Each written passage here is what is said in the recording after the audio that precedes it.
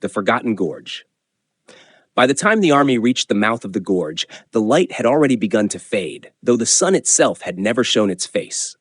The mountains that had accompanied them throughout the march now converged into towering walls of black granite, rising so high that their jagged peaks disappeared into a veil of drifting cloud. Snow no longer fell gently here. It was swept through the narrow passage in restless spirals, hissing across the frozen ground like countless unseen serpents. The wind, once free across the valley, had become trapped between the cliffs, its mournful howl echoing endlessly until it seemed impossible to tell whether it came from the air or from something buried deep within the mountain itself. The column came to an unspoken halt. No order had been given. The soldiers simply stopped. One after another, eyes lifted toward the immense stone walls that guarded the entrance. The gorge stretched ahead in silence, disappearing into darkness after only a few hundred yards. It was neither cave nor canyon, but something between the two. A narrow wound carved through the living mountain by forces far older than memory. Even the veterans, men who had crossed Skuld Vidar's glaciers and survived the cursed forests of Shadowweave, found themselves instinctively tightening their grip upon spear and shield. Vandros stepped forward alone. For several moments, he merely stood before the entrance, saying nothing. His silver hair stirred gently in the wind while his pale eyes searched every crack and weathered ledge, as though trying to recognize the face of an old friend who had changed beyond recognition. Leonard remained behind him, choosing not to interrupt the old scholar's silence. There were moments when questions only disturbed answers that had not yet fully formed. At last, Vandros exhaled. "It is narrowed." Leonard frowned. "The gorge?" The old elf nodded slowly. "When I passed through here." He stopped himself, correcting his own words with visible effort. "When we passed through here, 18 years ago, sunlight still reached the floor. There were streams flowing between these stones, and pines clung to the cliffs." He looked upward. Now the mountain is swallowing its own road. No one answered. The thought alone was unsettling. Hestia dismounted beside Leonard, brushing frost from the edge of her gauntlet before following Vandros toward the cliff face. At first, she saw only rough stone covered in ice, but as she drew closer, shapes gradually emerged beneath centuries of frost. Entire sections of the granite had been carved with astonishing precision. Long processions of armored dwarves marched across the rock, their shields locked together beneath towering banners whose designs had faded into little more than shadows.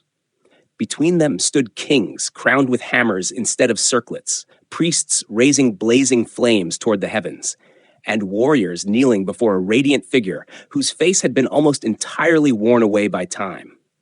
She reached out instinctively, brushing snow from one of the carvings. "The craftsmanship," she murmured. "No mason alive could carve stone like this." "They could," Vandros replied quietly. "Once." He joined her beside the wall, his fingers tracing the edge of a weathered rune. "The dwarves of ancient Zondor believed history should never be written on parchment." Leonard glanced toward him. "Why not?" "Because parchment burns." The old elf rested his palm against the mountain. "But mountains endure." His voice softened. "They carved their victories, their failures, even their grief into the bones of the world itself." Whitepaw wandered several paces farther along the cliff, his keen eyes following another series of carvings almost hidden beneath thick layers of ice. Unlike the grand processions nearer the entrance, these were smaller, more intimate. Families stood together before towering gates. Children sat upon the shoulders of armored fathers. Mothers embraced sons preparing for war. Every face had been carved with remarkable tenderness, preserving expressions that had survived long after the people themselves had vanished. "They knew," Whitepaw whispered. George approached beside him. "Knew what?" Whitepaw never looked away from the stone. That one day, no one would remember their names. George studied the ancient relief for several moments. Maybe names weren't what they wanted remembered. The younger warrior turned toward him. George pointed toward the family carved into the cliff. "Look at them." Whitepaw did. They didn't carve themselves as conquerors. His weathered hand rested lightly upon the stone. They carved themselves as people. For a long moment, neither spoke. Then George smiled sadly. "Kings always think history belongs to battles." His fingers brushed across the weathered face of a dwarven child. "But it's families who carry history forward. Whitepaw lowered his eyes. He had no answer to that. The march resumed. The road narrowed until only 6 soldiers could walk abreast, forcing the great army into a column that seemed to disappear endlessly into the mountain's shadow. Wagons scraped against the stone walls despite the careful efforts of their drivers, while loose rocks occasionally tumbled from unseen ledges high above, shattering against the frozen ground with sharp echoes that made every hand instinctively reach for a weapon. The deeper they ventured, the stranger the silence became. It was not the absence of sound. Rather, every noise seemed unwilling to travel. Bootsteps died almost immediately beneath their feet. Conversations carried only a few paces before vanishing into the stone. Even the rattling chains upon the supply wagons sounded strangely distant, as though heard through deep water. Many soldiers found themselves whispering without realizing it, lowering their voices against an instinct none could explain. Before long, the coughing returned. One soldier stumbled, then another. A young archer collapsed to one knee, clutching at his chest while struggling to draw breath. Sister Elenia hurried forward with 2 healers, easing him against the cliff wall while murmuring quiet prayers beneath her breath. They offered herbs steeped in the last of their medicinal spirits, but the young man's hands continued trembling long after he had risen again. Mariasek watched in silence. "The intervals are shorter now," he said. Leonard looked toward him. "You've noticed it too." The elven ranger nodded grimly. "Yesterday they coughed every few hours." His eyes followed another soldier wiping crimson from his lips before hiding it within his glove. "Now it comes every few minutes." No one needed to ask what that meant. The plague was no longer following them. It was waiting for them. Hestia drew alongside Vandros, who had become increasingly restless with every passing mile. The old elf paused often to study carvings half hidden beneath the ice, occasionally running his fingers across symbols so ancient that even the dwarves of the present age would have struggled to read them. Each time he stopped, his expression grew more troubled. "What are you looking for?" Hestia asked quietly. "I was hoping I wouldn't find them." "The runes?" "No." His voice was barely audible. "Their absence." Hestia frowned. Vandros gestured toward a broad section of the cliff where countless carvings had been violently chiseled away. Only broken outlines remained, as though someone had deliberately erased whatever story had once been preserved there. This wasn't the work of time. He stared at the ruined stone. Someone wanted these memories destroyed. Leonard joined them. "Who?" The old scholar remained silent for several heartbeats. When he finally answered, there was uncertainty in his voice for perhaps the first time since they had entered Danum Valley. "I don't know." That frightened Leonard more than any answer could have. The wind rose suddenly through the gorge. Snow spiraled between the cliffs, carrying with it a bitter chill unlike any they had felt before. Soldiers instinctively pulled their cloaks tighter around themselves as another wave of coughing rippled through the column. Somewhere farther ahead, a mule screamed in panic before its handlers finally calmed it. Horses stamped nervously against the frozen ground, ears pinned back toward the darkness beyond the next bend. Vandros stopped walking. His breathing had become shallow. His eyes remained fixed upon the narrowing passage ahead. Leonard stepped beside him. "What is it?"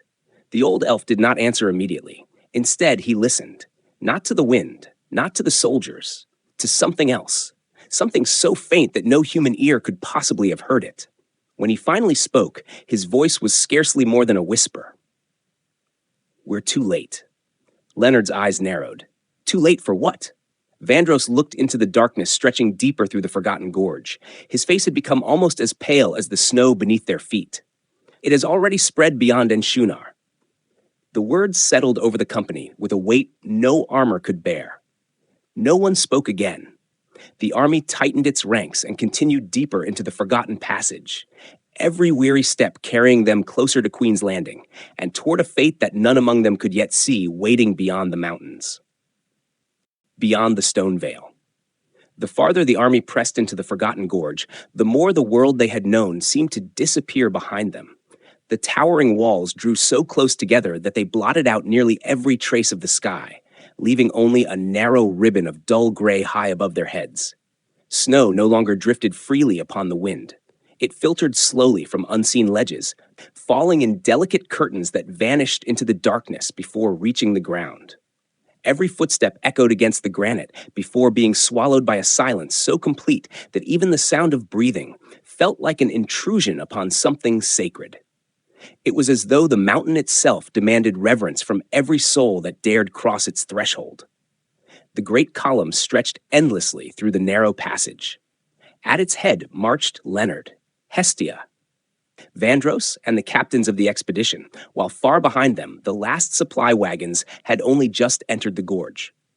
Nearly 3 miles separated the first ranks from the rear guard, binding the army into a single living chain that wound between the cliffs like a river of steel. No banners fluttered here. There was scarcely enough room for them to catch the wind. Standards remained lowered, their embroidered cloth brushing the frozen stone as soldiers advanced, one measured step after another, through the ancient corridor. No one spoke, unless necessity demanded it. The silence had become something physical. Orders passed from officer to officer in little more than gestures.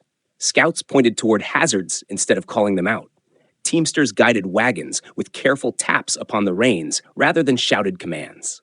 Even the horses seemed unwilling to break the stillness, their usual snorts reduced to uneasy breaths that steamed into the bitter air. Whitepaw could hear the quiet creak of leather straps tightening with every movement of armor, the faint scrape of shields brushing cloaks, and somewhere far behind him, the slow, uneven cough of a soldier trying desperately not to alarm those marching beside him. Then another cough answered. And another. Within minutes, the sound had spread through the column like cracks racing across frozen glass. Sister Elenia hurried from one stricken soldier to the next, aided by the remaining healers who still possessed enough strength to continue their work. Some men leaned heavily against the stone walls, their faces drained of all color as fever overtook them. Others collapsed to their knees without warning, gasping as though the mountain itself had stolen the air from their lungs.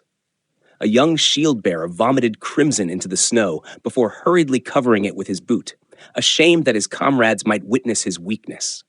No one mocked him. No one even looked away. There had come a point upon the march where suffering had ceased to surprise anyone. Leonard stopped beside one of the fallen soldiers. The young man struggled to rise before realizing who stood before him. Embarrassment crossed his face more quickly than pain. "My lord." "I'm all right." Leonard knelt without answering. He loosened the soldier's cloak, placed a steady hand upon his shoulder, and helped him sit upright against the cliff. The young knight's breathing remained shallow, every breath accompanied by another fit of coughing that left fresh blood staining the corner of his lips. "You don't need to prove your strength," Leonard said quietly. The soldier lowered his head. "If I stop walking..." His voice faltered beneath another cough. "I'll never see Queen's Landing." For a moment, Leonard saw not a soldier, but a frightened boy carrying a shield far too large for his shoulders. He tightened the young man's cloak before standing once more. "Then we'll see it together." Without another word, Leonard reached down, pulled the knight to his feet, and remained beside him until the young man found his balance again. They resumed the march shoulder to shoulder, neither speaking as the army continued deeper into the mountain. Hestia watched the exchange from several paces away. She had seen kings issue grand speeches before battle. She had watched commanders promise glory, victory, and immortal honor to weary armies. Yet none of those words had ever carried the quiet strength contained within a single gesture of compassion. Looking upon Leonard as he disappeared once more among the ranks, she found herself understanding why soldiers continued following him through a valley that seemed determined to consume them all. Leadership, she thought, was rarely spoken. It was witnessed. Farther ahead, Vandros had stopped once again. This time, it was not a carving that had captured his attention. The ancient elf stood before a jagged scar running across the entire width of the gorge. The granite had been split apart long ago by unimaginable force, leaving fractured stone that remained visible even beneath centuries of ice. Countless smaller cracks radiated from its center like the branches of an ancient tree. Leonard approached quietly. "What happened here?"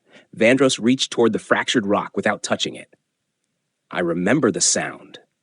His voice had become distant. So much has faded. His eyes lingered upon the scar, but not the sound. The others gathered around him. Whitepaw looked from the broken stone to the old elf. You were here? Vandross nodded slowly. 18 years ago. No one interrupted him. The army of Queen Renoria crossed this very passage. The dwarves fought beside us. So did the knights of Whitehaven. His expression darkened beneath the weight of memory. We believed we were marching toward victory. His fingers trembled.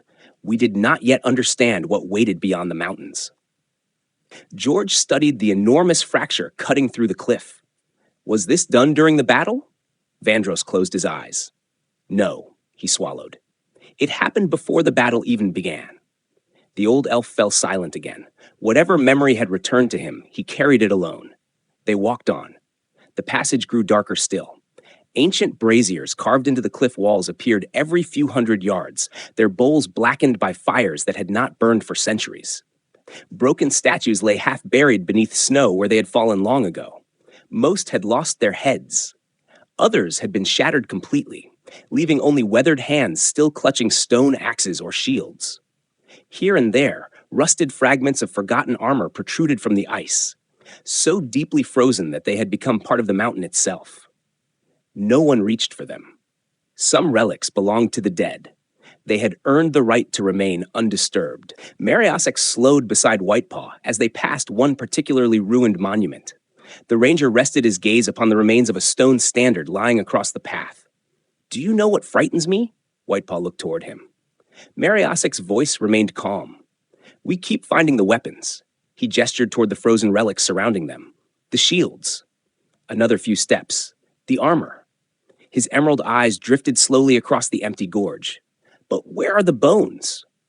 Whitepaw felt his heart sink. He searched the cliffs, the snow, the shattered monuments. There were indeed no skeletons, no graves, nothing, only abandoned steel. Neither of them spoke again. Ahead, the mountain began to change. The oppressive darkness slowly gave way to a faint silver glow spilling between the narrowing cliffs. At first, it appeared little more than another trick of the snow-covered stone, but with every passing minute, the light grew stronger. A cold wind swept toward them, not the stale breath of the enclosed gorge, but fresh mountain air carrying the scent of open ground. Soldiers instinctively lifted their heads. Conversations did not return, yet something passed silently through the column. Every weary step quickened almost imperceptibly. The end of the gorge was near. Vandross stopped one final time. He looked toward Leonard. We walked the last 100 yards together. No explanation was needed.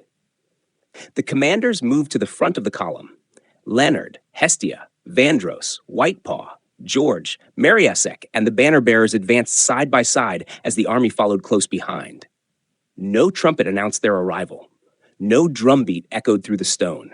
Only the steady rhythm of thousands of footsteps accompanied them toward the widening light ahead. Then the mountains opened. The gorge released them as suddenly as it had swallowed them. Every soldier halted instinctively. Before them stretched the southern reaches of Danum Valley, vast beyond anything they had imagined. The land descended in broad frozen terraces toward a colossal fortress of black granite rising from the valley floor like a mountain shaped by mortal hands. Enormous walls, carved seamlessly into the living rock, encircled the ancient stronghold. Towers climbed into the pale sky, their battered crowns still defiant despite 18 years of abandonment and war. Massive dwarven gates stood half open beneath weathered battlements where faded banners had once flown. Beyond the fortress, endless snowfields shimmered beneath the cold afternoon light, while distant peaks surrounded the valley like silent guardians watching over a forgotten kingdom. No one needed Vandross to speak its name. Every soul present knew. Queen's Landing, the ancient dwarven fortress where High Queen Renoria I had landed 18 years before. The place where hope had first entered the north, and where countless hopes had died. For a long while, the army simply stared. Some removed their helmets without realizing it. Others bowed their heads. Veterans who had survived the first campaign stood motionless, tears freezing upon weathered faces as memories they had spent nearly 2 decades burying returned with merciless clarity. Young recruits looked upon the fortress with awe, seeing only the grandeur of ancient stone. Those who had marched beside Renoria 18 years ago saw something entirely different. They saw ghosts. And somewhere beyond those mighty walls, hidden from sight by the vastness of the fortress and the rising ground beyond it, waited an army already preparing for war. For a long while, no one moved. The army remained standing upon the high ridge beyond the gorge, as though the mountain itself had commanded them to stop. Before them lay a valley unlike any they had crossed during the long march north. The endless walls of Danum Valley widened into a vast basin of frozen earth, stretching nearly 5 miles from cliff to cliff, its snow-covered plains, broken only by ancient roads, shattered watchtowers, and the weathered remains of fortifications that had once guarded the southern approach. Here and there, black scars cut across the white landscape, where old trenches and collapsed ramparts had resisted the slow passage of 18 winters. Even beneath the fresh snow, the valley bore the unmistakable shape of a battlefield that had never truly healed. At its heart stood the fortress. No words spoken by bard or historian had prepared them for its enormity. Queen's Landing rose directly from the living mountain, not built upon it, but carved into its very bones. The colossal walls were fashioned from dark granite, so perfectly joined that they appeared to have grown naturally from the cliff itself.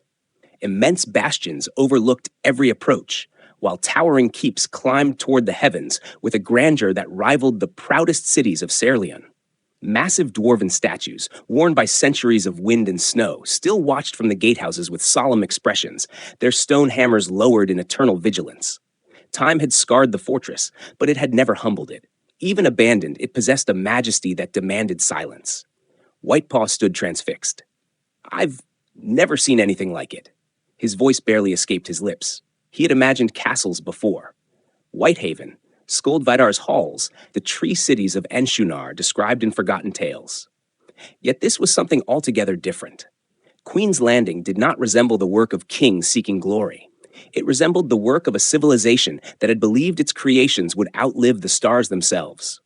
Every wall, every tower, every gate had been carved with the confidence of builders who had never imagined their kingdom would one day vanish from the world. It was never meant to be beautiful. The words came from Vandros. The old elf stepped forward until he stood at the very edge of the ridge, the cold wind pulling gently at his silver hair. His eyes never left the fortress below. It was built to be unconquerable. Leonard joined him. The dwarves made this? They began it. Vandros nodded slowly. But generations finished it.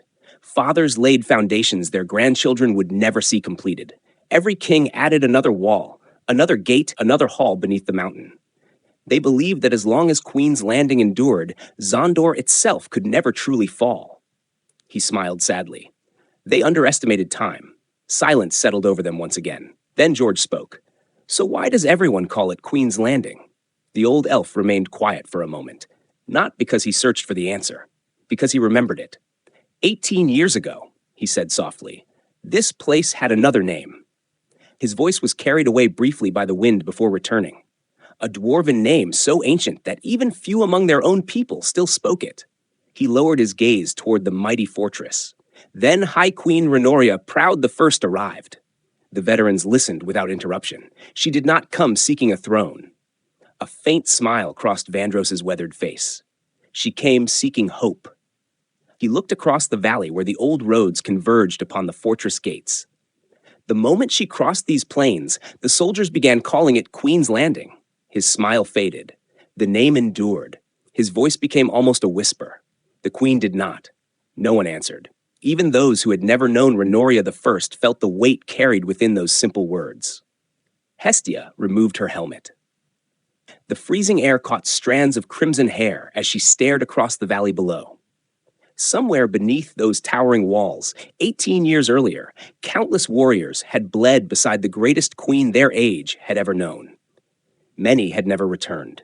Others had survived only to carry those memories like invisible scars for the rest of their lives. She found herself wondering how many footsteps beneath the untouched snow concealed stories that history would never remember. The valley looks peaceful. Whitepaw's observation came almost apologetically. It shouldn't. George shook his head. No battlefield ever is. The old soldier pointed toward the snow-covered plain below. The snow hides everything. Whitepaw followed his gaze. Only then did he notice them. Long ridges beneath the snow, perfectly straight, running across the valley in impossible patterns. What are those?